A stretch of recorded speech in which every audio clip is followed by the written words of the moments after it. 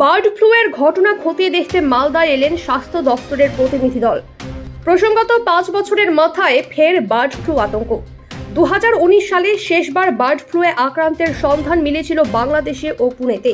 তারপর দেশে এই রোগের কথা আর তেমন শোনা যায়নি। কিন্তু এবার মালদার কালিয়াচক 1 নম্বর ব্লকে 4 বছরের এক শিশুর রক্তে বার্ড ফ্লুয়ের জীবাণু ধরা পড়েছে। শুধু রাজ্য স্বাস্থ্য দপ্তর নয়, বিশ্ব স্বাস্থ্য সংস্থাও সেই বার্তা দিয়েছে। এই কথা চাউর হতেই রাজ্য জুড়ে শোরগোল পড়েছে। জেলার মুখ্য স্বাস্থ্য আধিকারিক সুদীপ্ত ভাদুড়ী জানিয়েছিলেন, শীঘ্রই পরিস্থিতি খতিয়ে দেখতে জেলায় আসবেন রাজ্য স্বাস্থ্য দপ্তরের আধিকারিকরা।